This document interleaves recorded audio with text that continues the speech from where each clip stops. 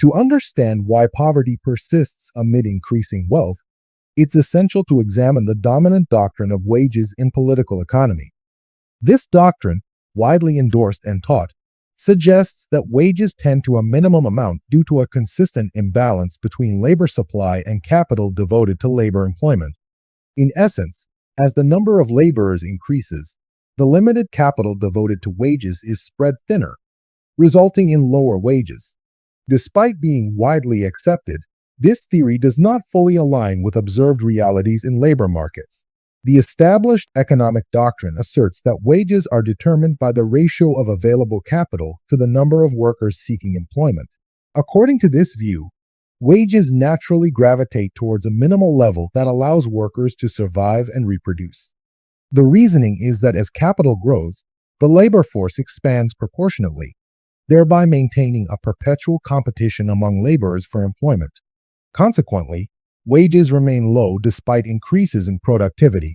This idea is foundational in classical economic thought and is widely taught in economic institutions. It forms the basis of numerous theories on wage determination and capital. However, a closer look at real-world examples shows significant discrepancies. If this theory were accurate, areas with high wages would also have a relative abundance of capital, leading to low interest rates, while areas with low wages would feature a scarcity of capital and high interest rates. This correlation is not observed. In fact, high wages often coincide with high interest rates, suggesting that both capital and labor are abundant simultaneously. In practice, it is observed that wages and interest rates rise and fall together.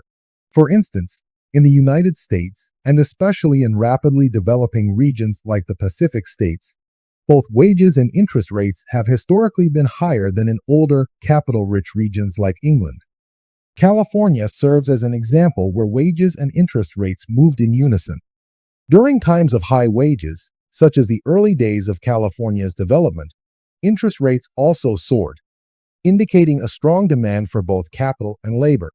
In recent years, as wages have decreased in California, interest rates have similarly dropped. This alignment of high wages with high interest, and vice versa, stands in opposition to the classical economic explanation of wage determination based on the labor-capital ratio. Some economists have attempted to reconcile this inconsistency. Professor Cairns, for example, posits that in new countries where labor is directed towards primary resource extraction, a larger share of capital goes towards wages. This explains why wages might be high even though capital is relatively scarce, as more of the available capital is dedicated to compensating labor. However, this argument is flawed in explaining the simultaneous rise and fall of wages and interest. During periods of economic boom or recession, both wages and interest rates tend to move in the same direction. High wages and high interest often occur during good times, while low wages and low interest prevail during hard times.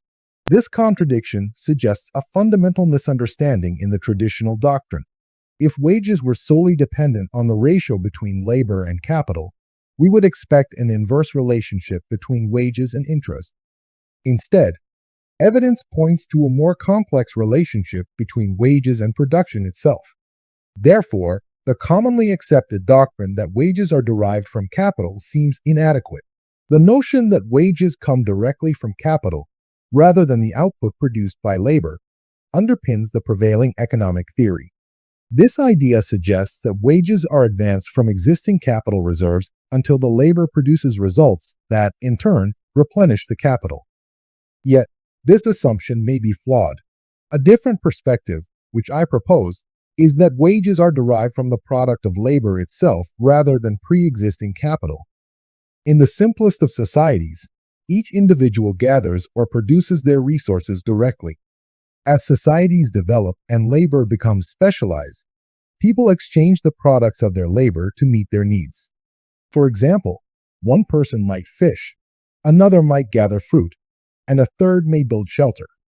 The fisherman exchanges fish for fruit or shelter, producing what he consumes through his specialized labor. Even as economies grow more complex, this fundamental principle remains. Labor creates value, and this value constitutes the true source of wages. In modern production, the concept holds true. Workers in highly specialized jobs, such as engineers or designers, contribute to the final product through their specific skills. The wages they receive in money represent a claim on society's goods and services, a form of exchange for the contribution of their labor to the overall wealth.